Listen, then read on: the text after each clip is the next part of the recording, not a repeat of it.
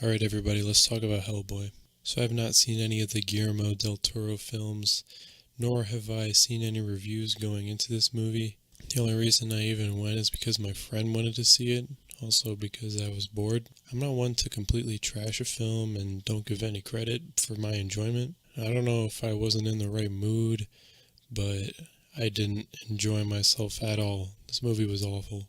I can see what the filmmakers were going for. However, I think they missed the mark on every level, especially the screenplay, which we'll talk about. Alright, so I'm going to give you guys my Rotten Tomatoes one-liner review. Aiming to be a fun, gory, guilty pleasure romp, Hellboy 2019 was a set-piece montage full of ideas made in 2 hours by middle-aged men in Metallica t-shirts. Alright, so the rest of this video is going to be spoilers. I would say to click off, but you don't really need to, because you shouldn't see this movie. And the only reason to see this movie is because of the visuals, so my spoilers probably won't ruin your experience at all if you do enjoy this movie if you go. Alright, so I'm going to go over the two things I think are passable about this movie. So the first thing is that a lot of the monster designs are pretty good to okay to not great but fine. One I enjoyed in particular was the old witch lady with one eye. However, I felt like a lot of the other ones were pretty uninspired, and a lot of them also just ripped off Guillermo's style of monster design. The only full scene I thought was actually pretty fun was the scene where Hellboy was born into a Nazi demon ritual, and later in the scene there's a vigilante guy that brands the Nazis, kind of similar to Inglourious Bastards. I would have liked to see more time dedicated to that scene or that character, but instead we got this. Alright, so let's go over the bad things. Pretty much everything else. So the number one complaint from a lot of people is probably going to be that the script is really bad.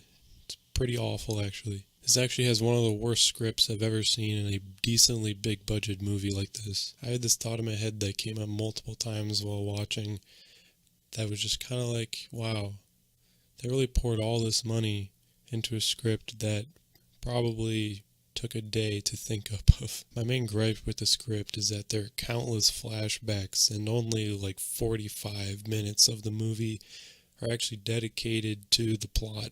Seriously, it feels like a video game, and then Hellboy's just doing a bunch of side quests that ultimately don't mean anything to the actual story, and if they do, they're very slight.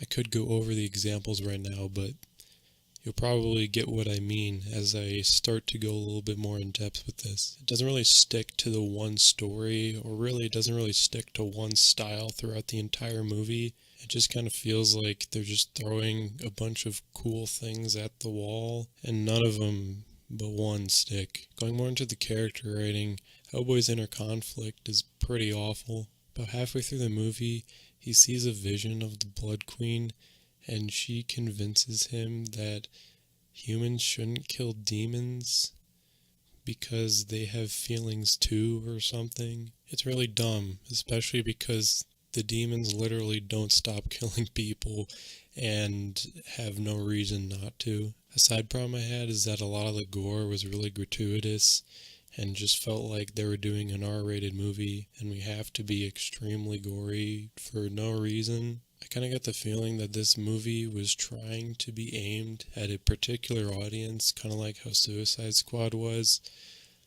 but it didn't really work, I think. And in particular, I feel like this movie was trying to pander to the metal audience and metal music fans, with its really hardcore visuals and rock music that plays throughout.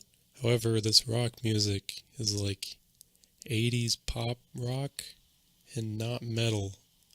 I'm not really sure why they made this choice. I doubt it's that much more expensive just to get Metallica or any other very popular metal band. They can even get a less popular metal band and, please indie heads and stuff. Yeah, a lot of the music choices were just distracting and didn't really work. Another reason why I feel like the pandering didn't really work out is because of the constant exposition and the bringing up of many many side plots that ultimately lead to nothing and don't really match the tone that I feel like it was trying to get. Anyway, let's point out some specific dumb moments and plot holes that really don't make sense and really bothered me during my viewing experience. So when Hellboy and his crew are going to the secret hideout, the cat guy exclaims in front of about 30 people and restaurant goers, "Putting a secret hideout sign in front of our secret hideout would defeat the purpose." That's the dumbest thing I've ever heard in my life. You know, the purpose of a secret hideout is to not talk about it in public and to keep it a secret. And the scene also doesn't make sense because Hellboy, who is a very tall, red demon with sawed-off horns man, and then the woman at the front desk asks for ID, and then they walk in the back. Like, that's not suspicious at all to any of the people who are just there for food. Another big dumb moment is when a group of British giant hunters call Hellboy's dad to ask Hellboy to kill some giants with them, but then they double-cross Hellboy because he's a demon. And earlier it was set up that the way they kill giants is that they use these electric poles that zap the giants and shock them really hard. And so when they reveal to Hellboy that they're double-crossing him and they stab him, they tie him up.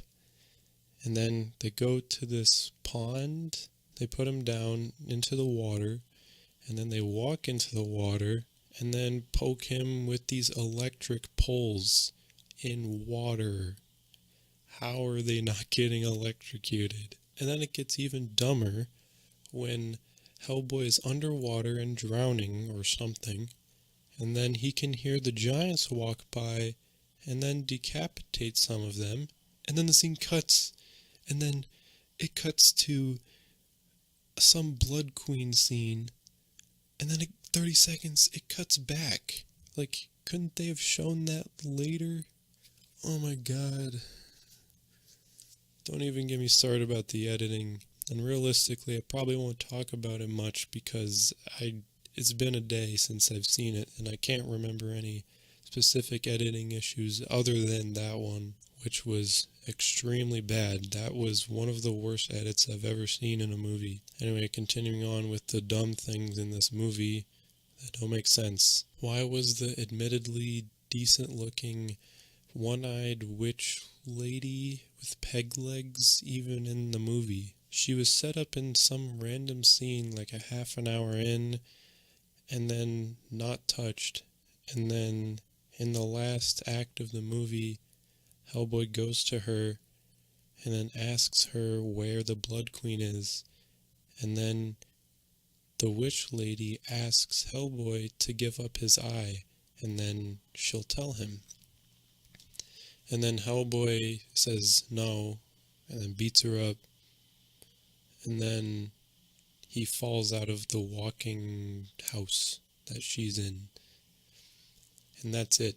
Like, I can't even process how dumb of a writing decision that is. To literally dedicate a scene to set up a character, introduce them later to only be a plot device. And she doesn't even get a payoff either. She doesn't get her eye back. You never see her again after that scene. It's just... It's also confusing too, because it seemed like the character design and the house she was in had a lot of time being put into it, but it turns out that she's only there to be a GPS to Hellboy. So another dumb part of the movie is that the Catman has an inner conflict that he thinks he should kill Hellboy because Hellboy is a part of this apocalyptic prophecy. And to do this, he gets this special bullet that is the only way to kill mystical beings or something. And then at the end of the movie, when the Blood Queen and Hellboy are talking or something, he aims his gun at Hellboy and contemplates shooting him. But why doesn't he just shoot the woman? Speaking of side characters wanting to kill Hellboy who turn out to be good guys and don't kill Hellboy, when Hellboy is stranded after killing the giants, this medium woman drives to this random field in Britain, gets Hellboy, brings her to her house, wakes him up, is nice to him, and then threatens to shoot him with a shotgun taped under the table with a special bullet that'll also kill him. But it's a different one, I think. This one's laced with like holy water or something. And a very similar arc with her happens where she decides to not kill him because Hellboy is just a good guy, and even though this prophecy says he's gonna bring the apocalypse, it's not gonna happen because Hellboy's cool. And it turns out, yeah, he is cool. He's not gonna bring the apocalypse. This movie's writing is so bad, I can't believe it, and I'm probably missing things too. Alright, so here's some general things I rolled my eyes at. So when the pig dude goes to the chapel hiding one of the Blood Queen's body parts, it's sealed in holy water or something and needs to be broken by a spell that only a monk can break. However, these monks have a pact to not speak, so what the pig man does is he rips one of their vocal cords out, puts it in his mouth or throat. He says the spell and then it breaks. A, that's not how vocal cords work. And B, it was too edgy for me. So this is kind of a cheat since it's not one particular thing. But every single one of Hellboy's one-liners I rolled my eyes at. One of the worst one-liners in the entire movie is after he cuts the Blood Queen's head off. He says, "Quit while you're ahead," and then throws her head to hell or something. The pig man's motivation is really stupid. So Hellboy knew the young medium woman when she was born. However, Pigman was actually in disguise as her. Pigman's entire motivation is he wished he actually grew up as a human, and he wants the Blood Queen to turn him human. Like, I would have wrote that, and then I would have been like, that's bad, I'll keep it for now, and then I'll write it out later, but then they never did. Alright, so let's get into some of the performances in this movie.